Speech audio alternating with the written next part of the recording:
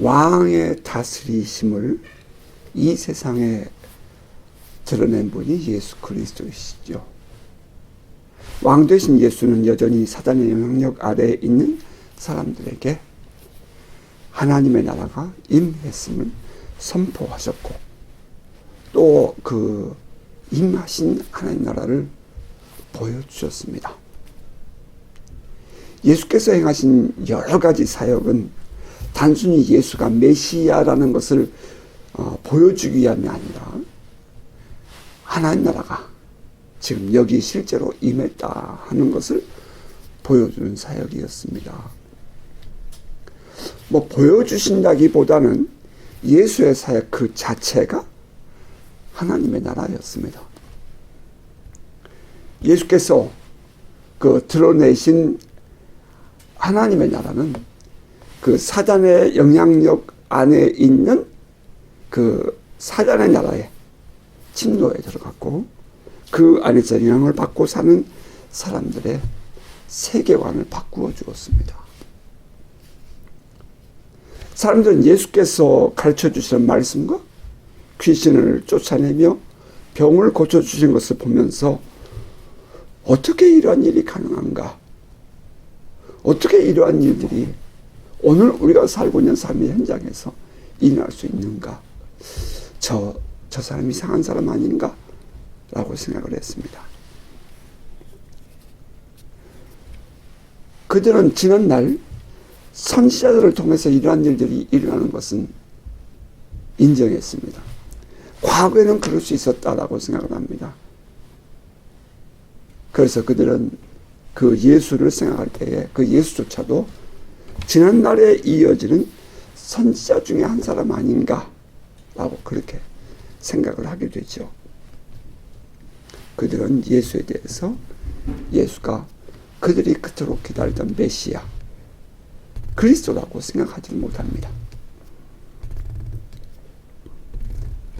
왕이신 그리스도가 왔다는 것은 곧 하나님의 나라가 임했다는 것을 의미합니다. 예수님의 사역은 하나님의 나라를 이 땅에 드러내시는 사역이었죠. 예수님은 제자들을 2명씩 짝지어 세상에 보내십니다. 그리고 그들을 통해서 또한 이 하나님의 나라를 더 넓게 증거를 하시며 드러내십니다. 둘씩 짝지어 인근 각처에 보내시는 예수님. 예수님은 그들에게 하나님 나라를 선포하며 귀신을 쫓아내고 병든 자를 고치게 하셨습니다. 누가복음의 표현을 빌리면 예수님은 제자들에게 권세와 능력을 주어서 보내셨다라고 말을 합니다. 누가복음 9장 1, 2절은 이렇게 표현합니다. 예수께서 12제자를 불러 모으사 모든 귀신을 제어하며 병을 고치는 능력과 권위를 주시고, 그 능력과 권위, power and authority, 능력과 권세를 주시고 하나님 나라를 전파하며 앓는 자를 고치게 하려고 내보내시며 라고 되어 있습니다. 그들이 돌아와서 예수님께 그 결과를 보고하는 것이 오늘 우리가 함께 읽은 마가복음 6장 30절입니다. 사도들이 예수께 모여 자기들이 행한 것과 가르친 것을 낱낱이 고하니, 사도들이 돌아와서 귀신들이 쫓겨나더이다, 하나님 나라가 선포되는 이런 일들이 있었습니다 하고 흥분된 감정으로 사역을 보고합니다. 그때에 예수님은 그들에게 말하기를 너희가 조용한 곳에 가서 쉬어라, 그렇게 말합니다. 그리고 예수께서는 그들을 데리고 이제 배를 타고 한적한 곳으로 떠났습니다. 그런데 수많은 사람들이 예수님이 배를 타고 한적한 곳으로 간다는 사실을 알게 되죠. 그들이 가는 것을 보고 많은 사람이 그들인 줄 안지라. 모든 고을로부터 도보로 그곳에 달려와 그들보다 먼저 갔더라. 그들이 도착해서 기다리고 있었던 곳은 바로 베세다 길역이었습니다. 우리가 생각해보면 갈릴리 호수를 말하고 서쪽에 게네사렛 호수가 있고 디베리아 호수가 그쪽에 있죠. 예수께서 지금 그쪽에서부터 배를 타고 동쪽으로 출발하는 것입니다. 호수를 건너가는 거예요.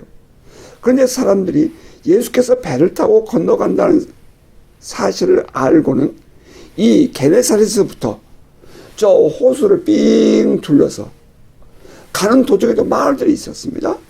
모든 사람들이 달려서 지금 예수께서 도착할 곳으로 미리 가서 기다리고 있는 것입니다.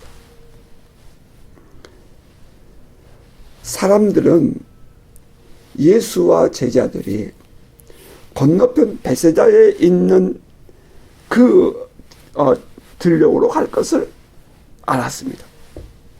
그들은 달려서 예수가 가고 있는 배보다 먼저 그곳에 도착을 합니다. 생각해 보십시오. 예수는 배를 타고 호수를 가로질러 갑니다. 근데 사람들은 달려서 예수님이 계신 곳으로 먼저 달려갑니다. 그런데 그 모습을 보면 그들은 혼자 가는 것이 아니라 그에도 많은 병자들을 업고 혹은 들쳐매고 혹은 함께 부축해서 그것까지 갔다는 사실입니다. 참 놀라운 일이죠. 예수께서 나오사 큰 무리를 보시고 그 목자 없는 양 같음으로 인하여 불쌍히 여기사 이에 여러 가지로 가르치시더라. 병자들이 잔뜩 들녘에 모여 있는 겁니다. 나는 그 모습이 가히 상상이 됩니다. 후에 오병이어의 기적을 기록한 성경의 저자들은 남자의 수만 5천이라. 가해 줄자와 여정도 있었을 것이고 또 아이들도 있었을 것이고 15,000명은 넘었을 겁니다. 그러면 엄청난 숫자입니다. 그 사람들이 그곳에 모여서 지금 예수님을 기다리는 거예요. 그들을 바라보는 예수님의 마음, 그들이 목자 없는 양 같은 것을 보고 불쌍히 여겼다라고 말합니다. 때가 저물어가며 이어지는 성경 6장 35절은 이렇게 말합니다. 때가 저물어가며 제자들이 예수께 나와 여짜오되 이곳은 빈들이요 날도 저물어가니 무리를 보내요. 두루 촌과 마을에 가서 무엇을 사 먹게 하옵소서. 그랬더니 예수께서 대답하여 이르시되 너희가 먹을 것을 주라 하시니 여짜오되 우리가 가서 200데나리온의 떡을 사다 먹으리까. 이르시되 너희에게 떡 몇 개나 있는지 가서 보라 하시니 알아보고 이르되 떡 5개와 물고기 2마리가 있더이다. 오늘 마가복음이 이렇게 기록을 했습니다. 근데 이 같은 내용을 기록하고 있는 요한복음은 조금 좀 관점을 달리합니다. 그 후에 예수께서 디베리아의 갈릴리 바다 건너편으로 가시며, 그러니까 예수께서 어디서 출발했는지 아시겠죠? 게네사렛에서 출발합니다. 디베리아의 갈릴리 바다 건너편으로 가시며 큰 무리가 따르니 이는 병자들에게 행하신 표적을 보았습니다. 예수께서 산에 오르사 제자들과 함께 거기 앉으시니 마침 6월절의 명절이 가까운지라.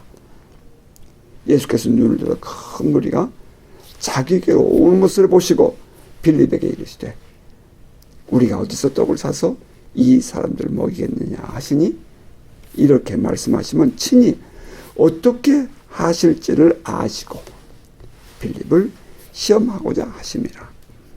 빌립이 대답하되 각 사람으로 조금씩 받게 할지라도 200데나리온의 떡이 부족하리이다.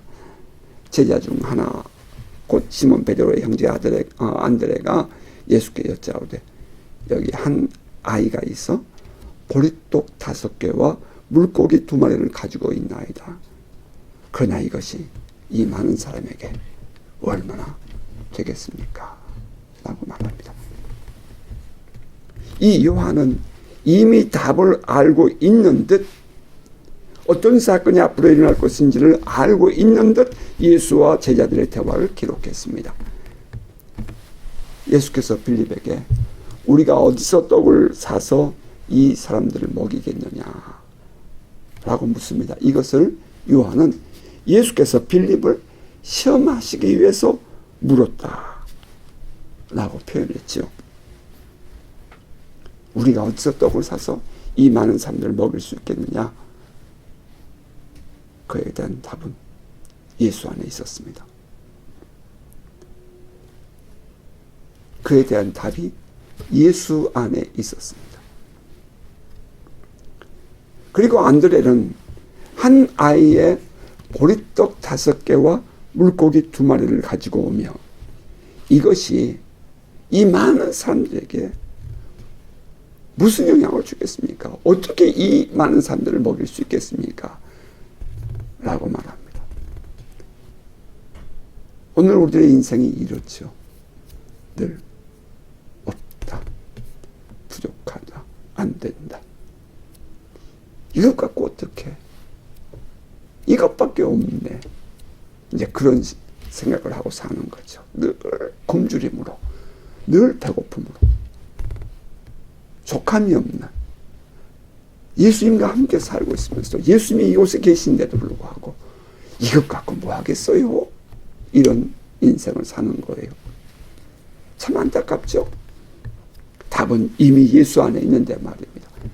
거기에 나오는 보리떡 5개와 물고기 2마리, 그 물고기라는 단어는 옵사리온이라는 단어를 쓰는데, 이 옵사리온이라는 것은 어부들이 바다에서 물고기를 잡아와서는 이제 큰 물고기는 골라서 가서 팔고, 손바닥보다 작은 조그마한 것들은, 우리 한국말로 잔챙이라고 표현하는 그 조그마한 것들은 먹을 수도 없어서 그냥 바닷가에 버리고 가는 물고기입니다. 그 작은 물고기, 그 조그만 물고기, 보리떡 5개와 물고기 2마리, 이것은 한 어린아이의 한 끼 도시락 양이었던 것입니다. 그것을 가져와서 이것이 무슨 효과가 있겠어요? 라고 지금 안드레가 말하고 있는 것입니다. 이 제자들의 모습,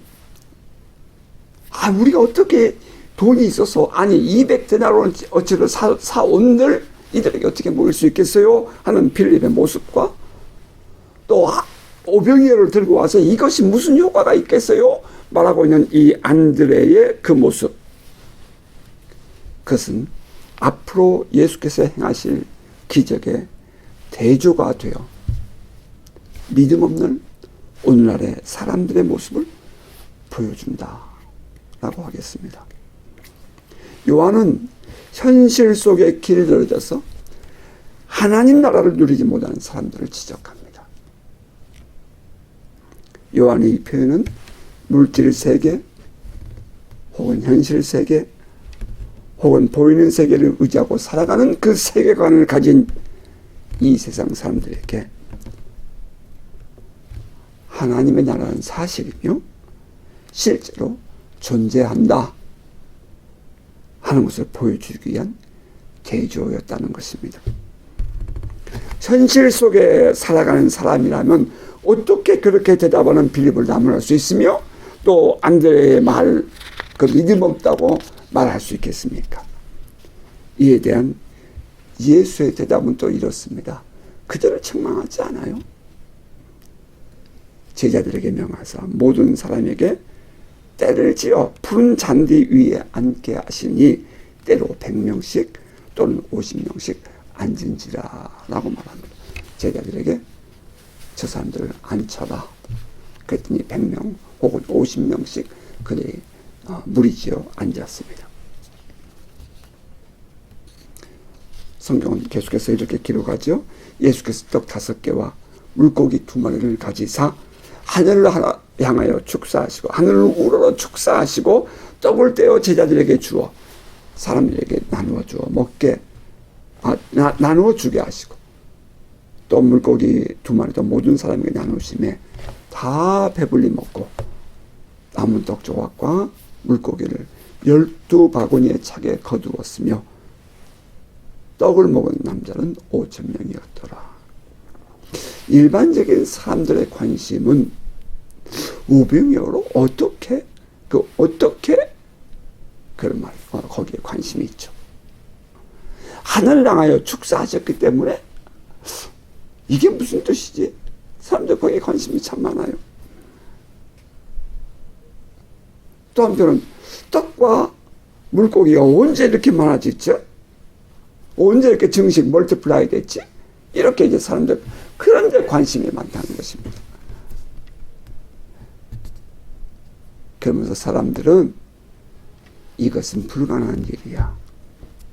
이렇게 단정 지어버립니다. 이것은 불가능한 일이야. 오늘 내가 살고 있는 나의 삶의 정황에 하나님은 어디 계십니까? 이것은 불가능한 일입니까? 이것은 그저 세상 사람들이 갖는 그런 눈으로만 예수를 보았기 때문입니다. 자, 그렇게 생각하면 예수께서 행하신 그 모든 사역은 불가능한 일이죠. 어떻게 그런 일이 가능하지? 불가능하죠. 항아리에다 물을 부었다가 퍼냈는데 어떻게 그것이 포도주가 됐죠? 사람들은 그것이 언제 어떻게 라고 말하지 거기에 관심이 있지만 주님의 관심은 거기에 있지 않았잖아요. 어떻게 이게 지금 우리를 책망하시는 주님의 음성을 우리는 들을 수 있기를 바라고요. 또 우리를 바꾸고 싶어 하시냐 그 주님의 마음, 주님의 그 불쌍히 여기셨던 그 마음, 그 눈으로 우리 자신이 보여줄 수 있기를 바라요. 지난날 우리가 경험했던 놀라운 그 표적과 병고침의 사역들, 사람들은 우리에게 이상한 사람이라고 말했습니다. 심지어는 우리 자신 안에서조차도 그것을 거부하는 사람들도 있잖아요. 이제는 그런 사역하지 말자 이렇게 말하는 사람도 있잖아요. 어떻게?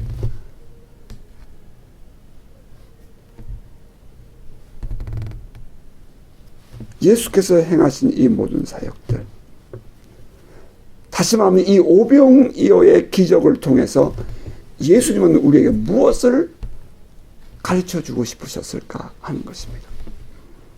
예수님은 이 베스다 들녘에서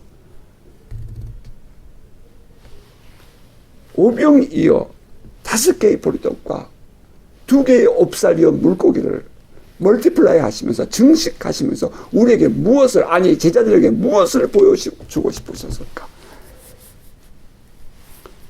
저는 그것은 무엇보다도 하나님의 나라를 가르쳐주고 싶으셨을 것이라 생각합니다.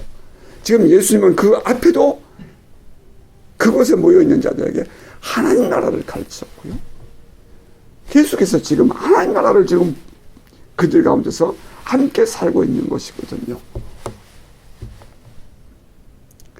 예수님은 제자들과 그곳에 모인 사람들에게, 아니 오늘 이 시대를 살고 있는 우리들에게 이 기적을 통해서 하나님 나라를 가르쳐주고 계신 것입니다. 자, 그렇다면 예수께서 가르쳐주신 하나님의 나라는 어떤 나라인가 하는 것입니다.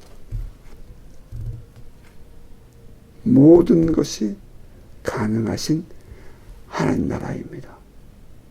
말씀으로 천지를 창조하신 하나님, 그 하나님 안에서는 모든 것이 가능하다는 것입니다. 무에서 유를 빨아 창조하신 하나님이십니다. 죄악된 세상, 원수 마귀의 종이 되어 모든 것이 갇혀 있는 세상이 아니라 초자연적이고 신비에 속한 그 모든 것이 가능한 하나님의 나라입니다. 하나님의 나라는 이 세상을 침노하며 이 세상의 가치관, 이 세상 사람들이 살고 있는 모든 생각과 그 가치관을 뛰어넘습니다. 오늘 저와 여러분들이 가지고 있는 그 모든 생각과 그 모든 가치관을 뛰어넘어서 존재하신 분이 하나님이시고, 하나님은 그 모든 것들을 행하실 수 있는 분이시죠. 없다, 안 된다, 어떻게 라는 것은 사람들의 생각이고 인간들의 한계일 뿐입니다.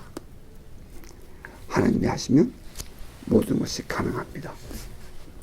전능하신 하나님, Almighty God. 참으로 전능하십니까? 여러분에게 있어서의 하나님은 참으로 전능하십니까? 그 하나님은 나의 기도를 들으시며 나의 형편을 보고 계십니까? 하나님이 아십니까? 정말입니까? 하나님의 나라는 이 세상 위에 존재하지만 또한 이 세상을 품고 존재하십니다. 이 하나님의 나라는 그럼에도 불구하고 사단의 영향을 받지 않으며 이 물질 세계에 국한되지 않습니다. 인간의 생각과 가치의 한계, 자연의 한계를 뛰어넘어서 존재합니다. 하나님이 하시면 됩니다. 여러분 믿으십니까? 하나님이 하시면 됩니다. 문제가 있다면 내 믿음이 문제예요. 문제가 있다면 내 생각이 문제입니다. 하나님이 하시면 됩니다. 이것이 전능하신 하나님이 다스리시는 하나님의 나라입니다. 자, 두 번째. 일부러 예수께서 증거했다기보다는 오병이의 기적을 통해서 예수님은 당신의 그리스도이심을 드러내셨습니다. 다시 말하면 예수가 내가 메시아야, 내가 그리스도야, 야 너희들이 기다려온 바로 그 메시아야, 그것을 증거하기 위해서 오병이의 기적을 보이신 것이 아니라 바로 예수님이 그 하나님의 나라를 사심으로 말미암아 사람들이 저분이 메시아였구나, 저분이 그리스도였구나 하는 사실을 알게 하셨고, 또한 바로 그가 살았던 그 삶이 하나님의 나라였다는 것입니다. 예수님은 하나님 나라의 왕으로 이 땅에 오신 메시아였습니다. 구태여 그것을 증명할 필요가 없었습니다. 우리는 종종 우리 자신을 드러내고 싶어하고 우리 자신의 그 무엇인가, 누구인가, 무엇을 하는가 하는 것을 우리가 증거하고 싶어하는 그런 성향이 있죠. 아니요, 굳이 그럴 필요가 없는 것입니다. 그냥 우리의 삶 자체예요. 우리가 그리스도인인 것을, 오늘 우리와 함께 하시는 하나님을 우리가 살아내는 것이, 그것이 우리를 증거하는 것입니다. 예수께서 최초로 보여주셨던 표적 말입니다. 가나의 혼인잔치에서 물을 포도주로 만들어서 잔치의 흥을 더하게 하셨던 그 기적도 마찬가지죠. 사람들은 예수께서 물을 포도주로 만드셨다, 어떻게, 언제, 이런 데 관심이 있는데, 아니요, 그냥 예수님이 살아가는 그 삶 자체가 그 표적이고 그것이 곧 하나님 나라였던 것입니다. 예수는 빌립을 시험했다라고 했는데 빌립에게 무엇을 시험했을까요? 그것은 빌립이 예수가 메시아라는 사실을 인정하고 믿고 있는가 하는 사실을 시험했다. 저는 그렇게 이해합니다. 빌립의 믿음을 시험했을까요? 단순히 예수는 이미 아셨습니다. 그리고 빌립에게 질문했던 거죠. 이미 답은 예수 안에 있었습니다. 그 사실을 빌립이 믿고 있었는가에 대한 질문입니다. 오늘 여러분, 우리들이 가져야 할 질문 중에 또 하나일 수 있죠. 나는 정말 예수를 믿고 있는가?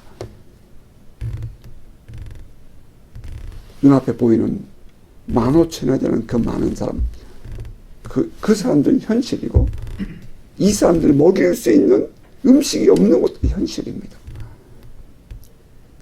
벌어지는 눈앞에 있는 모든 상황들은 다 현실이에요. 사실이에요. 그러나 예수 안에 답이 있다고 하는 그것은 보이지 않는 것입니다. 현실과 믿음의 세계의 차이.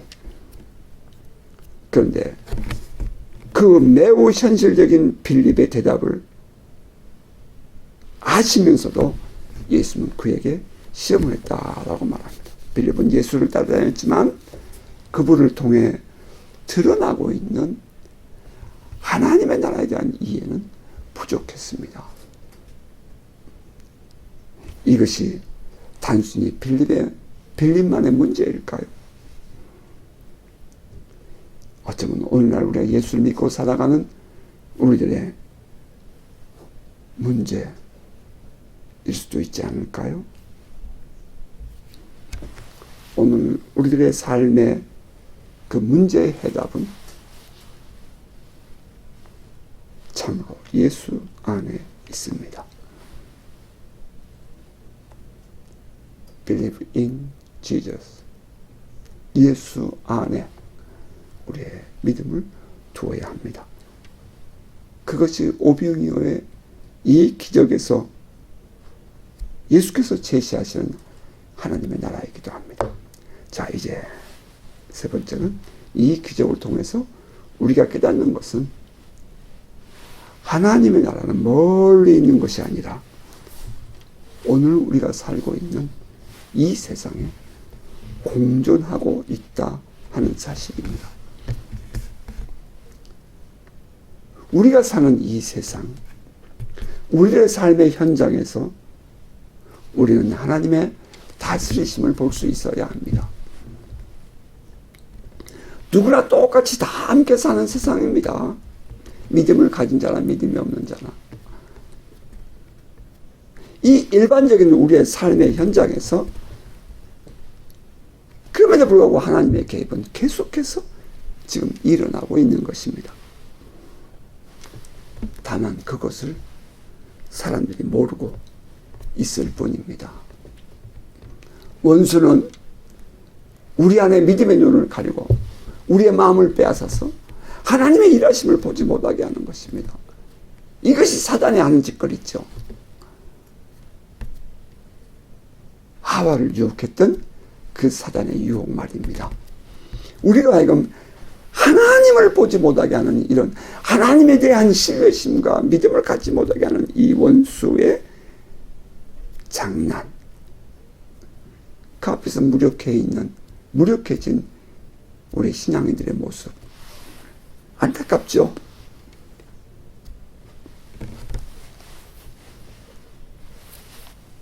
이 오병이어의 기적은 현실을 떠나서 일어난 것이 아니었습니다. 그 당시 그들이 살고 있는 현실 속에서 일어난 일이었습니다. 우리는 일반 사건을 하나님의 사건으로 볼 때에 비로소 하나님의 나라를 깨닫게 됩니다. 우리가 살고 있는 나의 모든 삶의 현장을 다시 하나님의 사건으로, 하나님의 일하심으로, 하나님의 주권으로, 하나님께서 행하신 일로 우리가 보게 된다면 그 속에서 우리는 하나님의 뜻을 깨달을 수가 있고 하나님의 음성을 들을 수가 있고 하나님의 그 꿈을, 하나님의 감춰진 마음을 우리가 깨닫게 된다는 것입니다. 하나님께서 개입하고 계시고 하나님이 일하고 계시고 하나님이 보호하고 계시고 하나님의 다스리고 계심이 지금도 우리의 삶의 현장에서는 현실로 일어나고 있습니다. 이것을 나와는 상관이 없는 일, 멀리 있는 일, 어느 누구의 사건으로 보게 되면 우리는 여전히 하나님의 은혜를 살면서도 세상에 갇혀 사는 자가 되는 겁니다.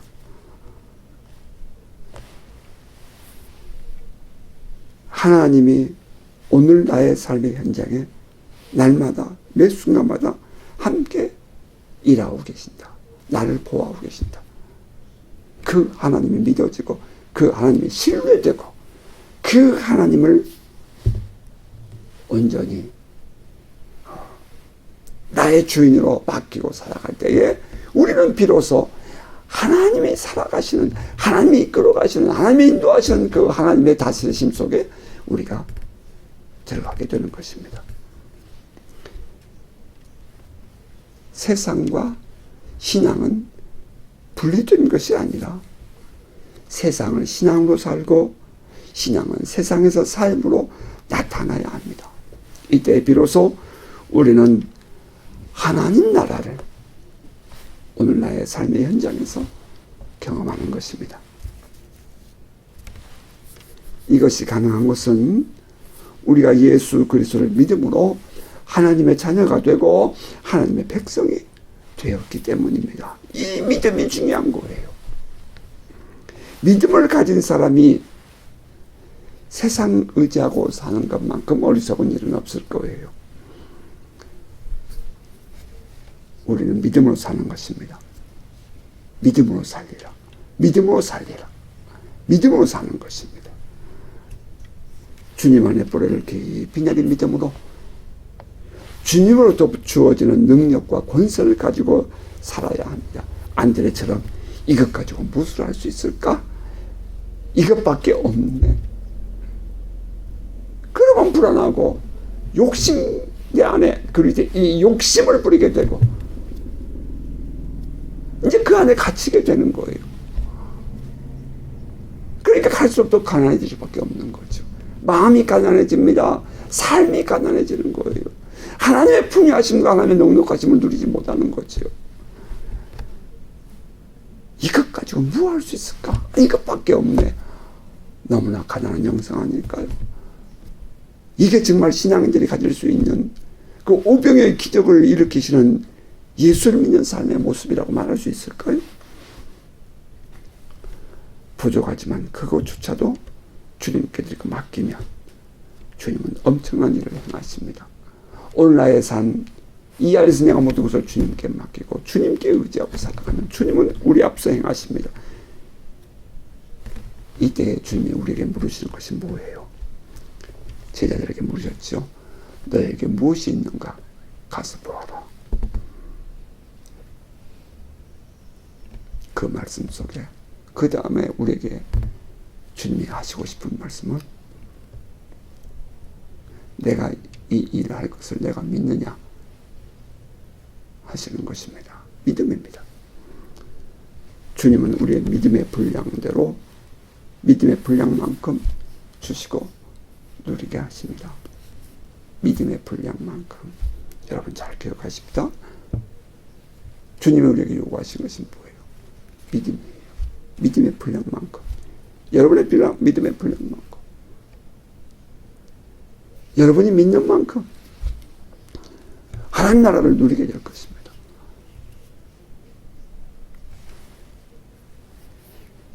믿음 안에서 나의 한계, 지식의 한계, 나의 생각의 한계를 뛰어넘는 신앙의 사람 되시기를 바랍니다. 자, 말씀을 맺겠습니다.